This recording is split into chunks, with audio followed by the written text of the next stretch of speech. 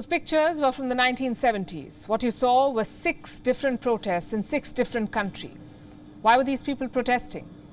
Because the cost of living had skyrocketed. Inflation was surging. Prices of essentials from bread to oil had shot up.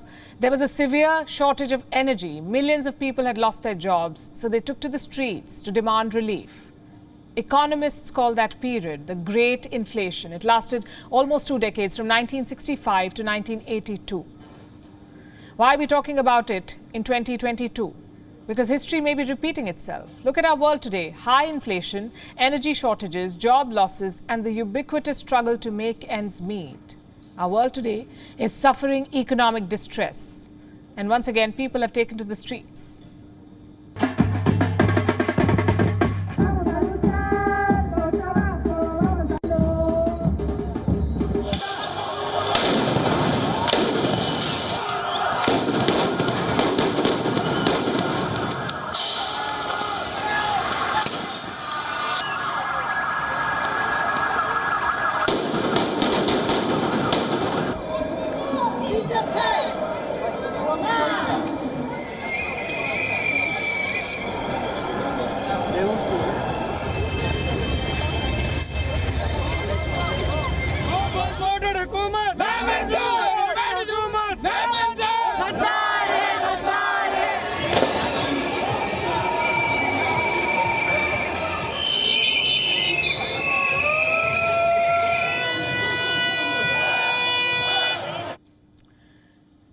The situation today is eerily similar to the 1970s. Inflation is hurting everyone. We've been talking about it on this show for weeks now. Earlier, the panic was limited to the stock markets. Now it has spread beyond. The question is a recession imminent? How bad will it be?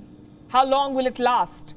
On Gravitas tonight, we'll discuss as we bring you an assessment of the global economy. And the biggest concern right now is the cost of living. It is going up everywhere. So reserve banks around the world are trying to contain inflation. How do they do that? By hiking interest rates. This has been done in at least 45 countries so far, meaning central banks in at least 45 countries have hiked interest rates. How does it help? Simple economics. Higher interest means more expensive loans. The idea is to discourage banks from lending to businesses. Now, when lending is contained, less money flows into the system. So businesses cut back on their operations. People have lesser money to spare. They buy fewer things. So consumer demand cools down and inflation is contained. Basically, the idea is to restrict the flow of money into the system to bring down inflation. At least that's what central banks are hoping for. But a rate hike is not a complete solution for some countries. Take the United Kingdom, for example. Last month, inflation in the UK hit a 40-year high, 40. It touched 9%, and it may not be the worst yet. The Bank of England fears inflation will rise further, up to 12% by autumn. Earlier this month, they announced a rate hike. But labour unions are not impressed. They say tackling inflation is not enough. They want a pay hike. So this weekend, they went on a strike. They've also shared some data. Since 2008, British workers have lost almost $25,000. Why? Because salary hikes could not match inflation. Rising fuel costs have hit their monthly budgets, they say. Frankly, it's nonsense to suggest that wages are driving inflation when everybody knows that this is about global energy prices. And on the contrary, the government should be getting its act together and providing real help for working people. To be working 50, 60 hours so you're able to meet your bills and pay your rent. This is not acceptable in today, the 21st century.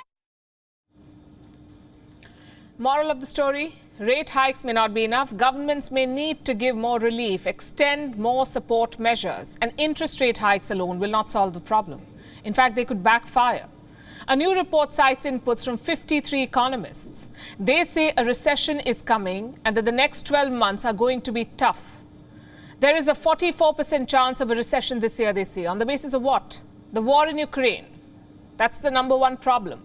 There's a shortage of grains, wheat, barley and corn. Plus, there are supply chain disruptions because of sanctions against Russia. And shortages lead to higher prices and higher inflation.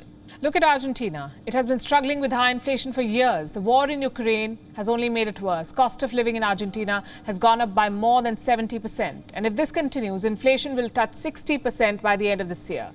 43% of their population has already been labelled poor. More than 2 million citizens rely on food aid. They go to food banks to feed themselves. But now even food banks are out of food. So people are on the streets protesting. There are many people, many little children in the neighborhood who come to the soup kitchens for aid food, isn't it? There is a lot of hunger and a lot of poverty in the neighborhoods. The government has to come to the neighborhoods. Rising inflation, shortage of food, labour strikes, social unrest, this is the perfect storm.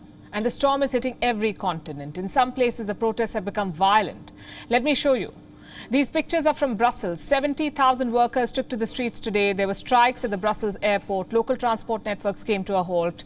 What do the workers there want? Higher wages. This is Ecuador. A few days back, protesters clashed with the police here. What do they want? To be able to afford essential supplies. Next is Pakistan. There were nationwide protests yesterday. Imran Khan's party, the PTI, gave that call. Inflation in Pakistan has crossed 13%. The country is close to bankruptcy. To stay afloat, Pakistan needs a bailout from the International Monetary Fund. So far, it has failed to secure a deal.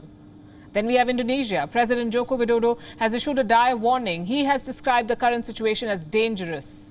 The Indonesian president says developing economies are at risk, and it's all because of the war in Ukraine. What about India? How is India faring? It's in the same boat as the rest of the world. The Indian economy is showing signs of strain. Inflation has crossed 7%. Reports say it could breach 8% in the coming months. Wholesale inflation has hit a new record, 15.88%. Fuel and power inflation has crossed 40%, 40.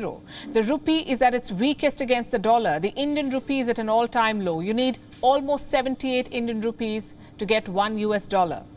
The cost of living has spiked. The only saving grace is that there are no protests yet. Or should I say, no protests against inflation yet. WION is now available in your country. Download the app now and get all the news on the move.